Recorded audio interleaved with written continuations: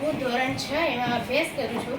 હું આજે તમને આ જ્વાળામુખી વિશે 2-3 વાક્ય કહું છું। ज्वालामुखी रोग एक प्राकृतिक आपदा है।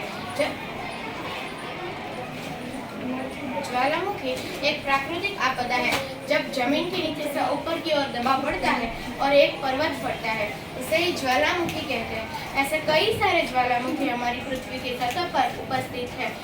ज्वालामुखी अपने अंदर से गर्म लावा, गैस, राख आदि को बाहर निकालता है।